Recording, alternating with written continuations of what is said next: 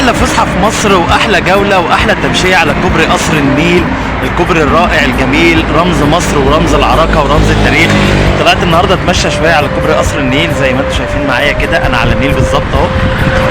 حبيت اصور لكم من فوق كوبري قصر النيل وافرجكم عليه وافرجكم على الحركه اليوميه عليه والضغط والزحمه والدنيا في القاهره عامله ازاي، وبالمره كمان اقول لكم شويه عن تاريخ كوبري قصر النيل.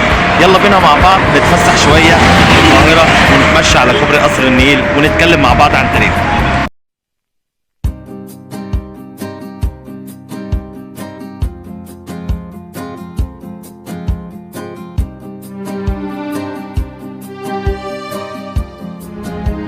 في سنة 1865 ووقت ما كانوا بيبنوا سراي الجزيرة، أصدر الخديوي إسماعيل أوامر عليا بإقامة كوبري علشان يوصل بين القاهرة ومنطقة الجزيرة بتكلفة حوالي 113,850 جنيه مصري.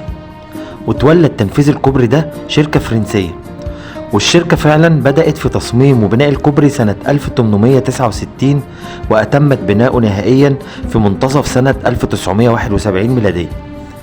وكوبري قصر النيل كوبري موجود في مدينة القاهرة بالقرب من ميدان التحرير، وبيعتبر أول كوبري في مصر للعبور على النيل، وبيتميز زي ما احنا عارفين طبعا بالتماثيل الأربع أسود اللي موجودة على المدخلين للكوبري، 2 من الجهة دي و2 من الجهة التانية، واللي مصنوعين من البرونز. وبيبلغ طول الكوبري حوالي 406 متر وعرضه 10 متر ونص، منها 2 متر ونص للرصيفين اللي على الجنبين، والطريق نفسه بعرض 8 متر. وكانت فرض وقتها رسوم عبور من على الكوبري، وكانت بتختلف حسب نوع المرة، يعني الرجالة والستات كانوا بيدفعوا ربع قرش، والأطفال طبعا كانوا معفيين من الرسوم. العربيات اللي كانت مليانة بالبضاعة كانت بتدفع قرشين، والعربيات الفاضية كانت بتدفع قرش واحد. وتسمى وقتها بكوبري قصر النيل لأن كان فيه قصر كبير موجود على النيل من جهة ميدان التحرير اسمه قصر النيل، وده اللي بناه محمد علي باشا لبنته الأميرة زينب.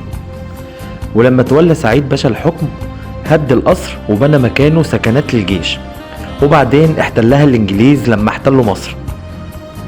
وبعد جلاء الإنجليز السكنات دي اتهدت واتبنى مكانها جامعة الدول العربية وفندق هيلتون. وبعد 59 سنة من إنشاء الكوبري اتعمل كوبري جديد بدل الكوبري القديم علشان يفي بحالة النقل المتزايدة والحمولات الحديثة، وعلشان كمان يتلائم مع حالة العمران الجديدة اللي وصلت ليها مدينة القاهرة.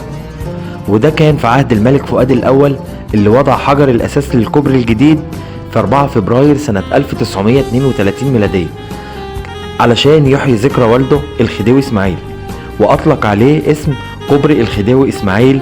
وافتتحوا الملك فؤاد الأول رسمي في 6 يونيو سنة 1933 ميلادية.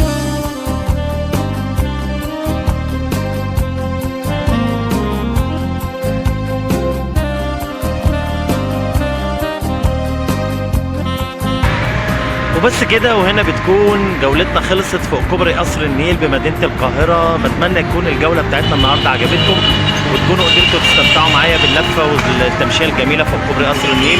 متنسوش تدعموني بلايك للفيديو وتشتركوا معايا في القناة، وكمان تفعلوا زر الجرس علشان يوصل لكم كل جديد. اشوفكم على خير في فيديو جديد ومكان جديد وحكاية مكان. سلام.